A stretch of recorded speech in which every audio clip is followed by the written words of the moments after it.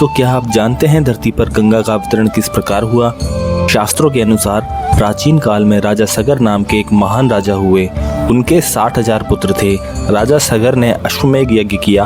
यज्ञ का घोड़ा जब इंद्र को मिला तो उन्होंने उसे छुपाकर कपिल मुनि के आश्रम के पास रख दिया। राजा सगर के 60,000 पुत्र घोड़े की खोज करते हुए कपिल मुनि के आश्रम पहुंचे। उन्होंने बिना पूरी बात जाने कपिल मुनि को घोड़ा चुराने का आरोप लगा दिया। इससे कपिल मुनि की तपस्या भंग हुई और उनके तेज से राजा सगर के सभी पुत्र भस्म हो गए।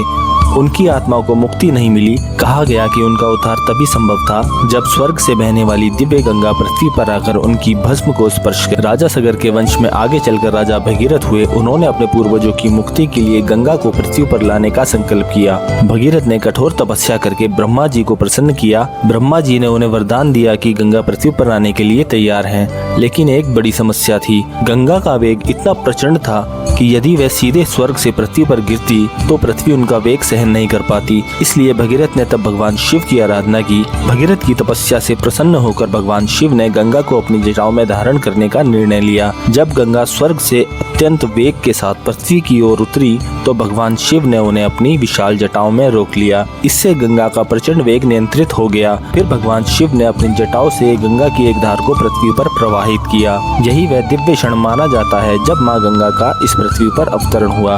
गंगा माँ पृथ्वी पर आने के बाद भगीरथ के पीछे पीछे चलने लगी। भगीरथ अपने पूर्वजों की मुक्ति के लिए उन्हें उस स्थान तक ले जा रहे थे जहाँ राजा सगर के 60,000 पुत्रों की भस्म पड़ी थी। अंततः भगीरथ माँ गंगा को उस स्थान तक ले गए जहाँ सगर के पुत्र भस्म हुए थे। जब माँ गंगा ने राजा सगर के पुत्रों की भस्म को स्पर्श किया तो उनके पूर्वजों का उद्धार और मोक्ष हो गया। इसी कारण माँ गंगा को पतित पावनी, मोक्षदायिनी और पाप नाशिनी कहा जाता है। और भगीरथ की इसी महान तपस्या के कारण गंगा के एक प्रमुख धारा को भागीरथी कहा जाता है। तो आप भी अगर माँ गंगा के भक्त हैं तो कमेंट में जय माँ गंगे जरूर लिखें।